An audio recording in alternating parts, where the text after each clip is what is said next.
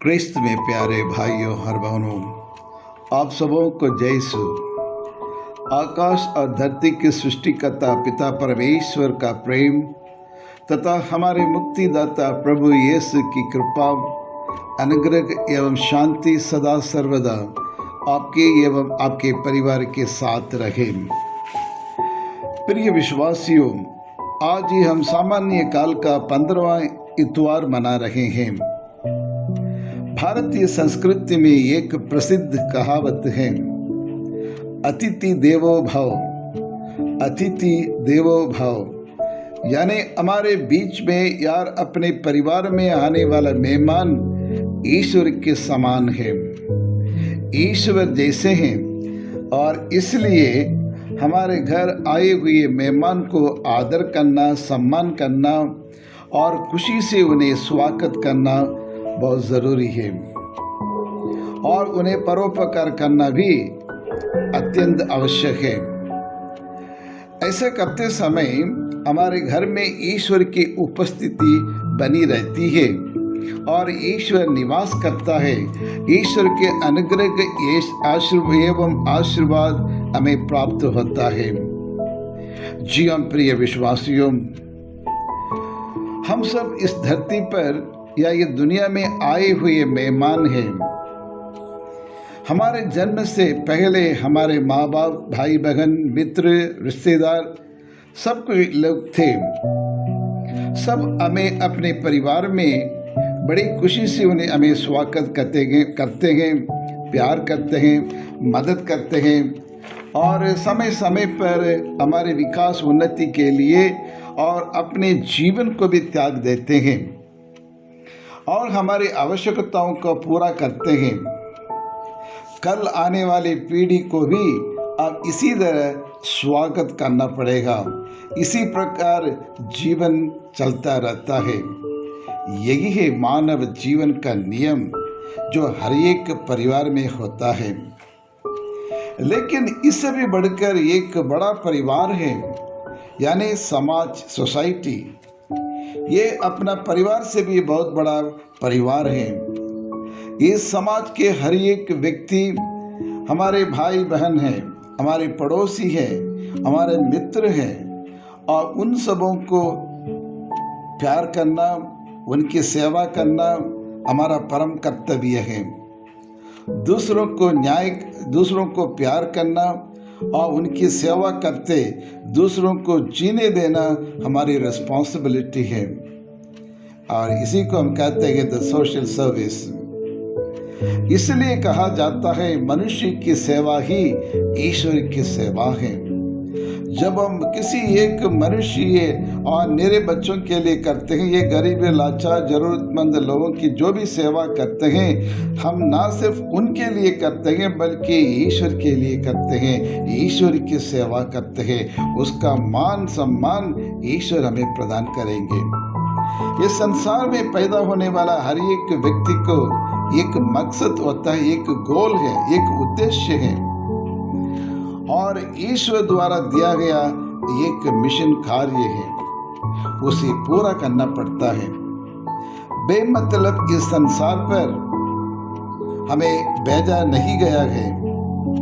कुछ कारणवश, कुछ कर दिखाने के लिए, इस संसार में कुछ कार्य करने के लिए, कुछ मिशन को पूरा करने के लिए और उस कर्तव्य को पूरा करने के लिए, और ईश्वर ने हमें इस संसार में, हमारे परिवार में हमें, उदाहरण के लिए आजकल पूरे भारत देश में स्वर्गीय फादर स्टैन स्वामी के बारे में बहुत कुछ सुनते हैं, पढ़ते हैं, न्यूज़पेपर में, टीवी में देखते हैं।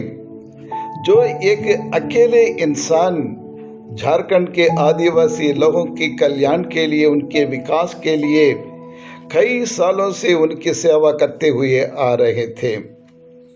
इतना ही नहीं, उन आदिवासियों के हक के लिए, उनके बुनियादी राइट्स के लिए, अधिकार के लिए, उनके और मौलिक अधिकार के लिए वो लड़ते आ रहे थे। कई बार उन्हें आंदोलन किए गए, हड़ताल किए गए, और गरीब आदिवासियों की विकास उन्नति के लिए बहुत काम किए गए। यानी सालों से वो और उनके न्याय के लिए, उनकी मौलिक अधिकार के लिए लड़ते आ रहे थे। बार बार उन्हें जेल भेजा गया है। कई परेशानियां एवं चुनौतियों को सामना करना पड़ा, लेकिन वह अपना हिम्मत नहीं खोए। आखिरी दम तक और आदिवासियों की न्याय दिलाने के लिए अपने सारा जीवन उन्हें त्याग दिया है। लेकिन दुनिया की कुछ बुरी शक्तियां उन्हें कुचलने की कोशिश की, पर कामयाब ना हुए। आखिरी सांस तक जेल में, और कुछ दिन पहले और जेल में ही, और इस न्याय के लिए लड़ते लड़ते, उन झारखंड आदिवासियों की मौलिक अधिकार के लिए लड़ते लड़ते और जेल में ही वो मर गए हैं।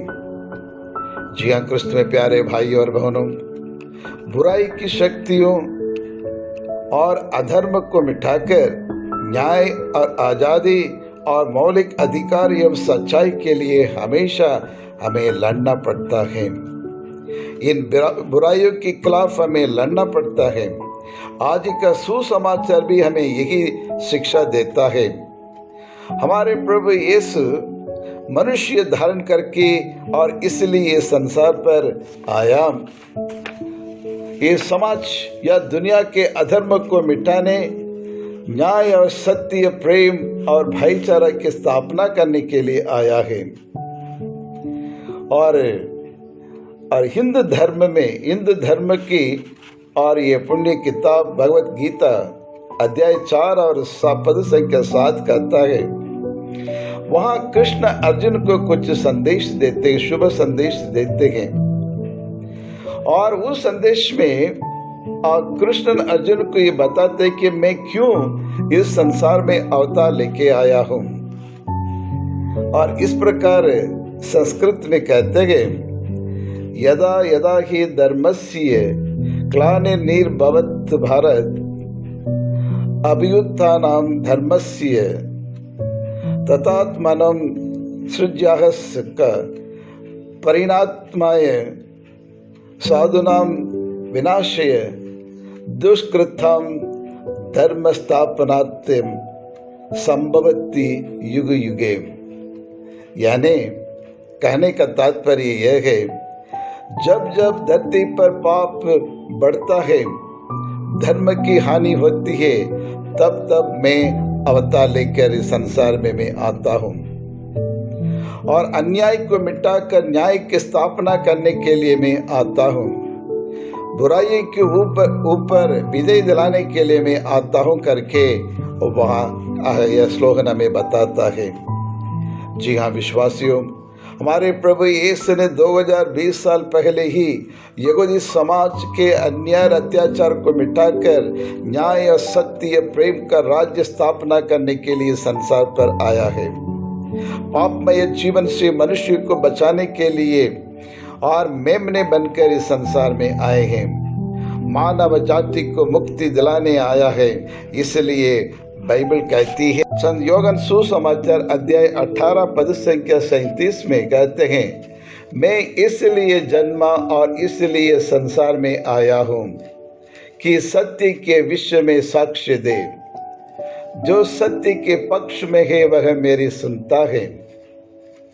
और संत लूका सुसमाचार अध्याय 4 पद संख्या 18 से 19 में कहते हैं, प्रभु का आत्मा मुझ पर छाया रहता है, क्योंकि उसने मेरा अभिषेक किया है। उसने मुझे भेजा है जिससे मैं दरिद्रों को सुसमाचार सुनाऊं, बंदियों को मुक्ति का और अंधों का दृष्टिदान का संदेश दूं, दरिद्रों का स्वतंत्र एवं प्रभु के अनुग्रह का वर्ष घोषित करूं। जी हाँ क्रिस्त में प्यारे भाइयों और बहनों, पिता परमेश्वर ने प्रभु यीशु को एक निश्चित काम के लिए, एक मिशन कार्य को पूरा करने के लिए संसार में भेजा है।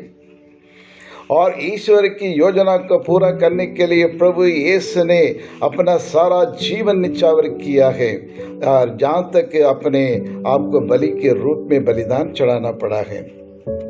आज हमें भी ईश्वर ने चुना है, ईसाई बनाया है और उनके चेले बनाया है, ताकि हम जो मिशन कार्य प्रभु ने इस संसार में प्रारंभ किया है और जो कार्य को प्रेरितगण उसे जारी रखा है, आज वही कार्य को पूरा करने के लिए प्रभु ने आपको और मुझको इस संसार में भेजा है।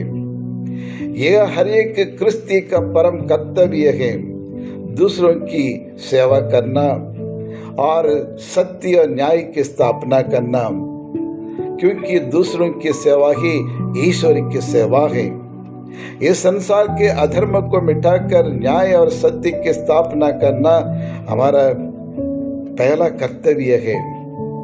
और इसलिए क्रिस्त में प्यारे भाइयों और बहनों, और जिस उद्देश्य के लिए हमें भेजा गया है, उस उद्देश्य के उस मिशन को पूरा करना और उसको और हमारे समाज में, हमारे परिवार में, हमारे देश में उस राज्य की स्थापना करना हमारा पहला काम है।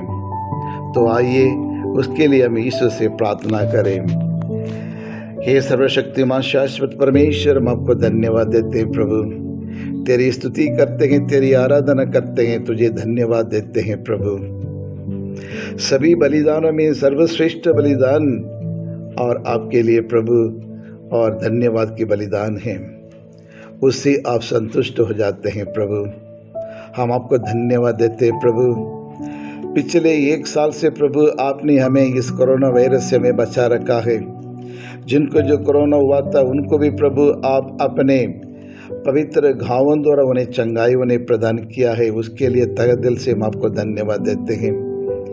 आने वाले समय में भी हमारे हर एक दुख तकलीफों को सामना करने के धैर्य साहस हमें प्रदान करे और उस क्रूस की छाया हमें संभाल के रखे प्रभु, और अपने पवित्र लहू के किले के अंदर हमें, हमारे परिवार को, हमारे देश को, हमारी दुनिया के लोगों को और छिपा के रखे प्रभु, ताकि दुनिया की बुरी शक्ति हमारे ऊपर हावी न होने दे, शैतान की शक्ति हमें कुचल ना दे प्रभु। जिस प्रकार क्रूस के नीचे आपने और उस शैतान को और मृत्यु को कुचल डाला है, उसी प्रकार इन बुरी शक्ति को दूर करने के लिए हमें शक्ति बल हमें प्रदान करे प्रभु। आने वाले अनुमानित करने वाले ये तीसरा वेव जो कहते, तीसरी लहर जो कहते हैं, और डेल्टा प्लस वेरिएंट, और इस बीमारी को सामना करने के धैर्य साहस पवित्र आत्मा के द्वारा हमें प्रदान करे।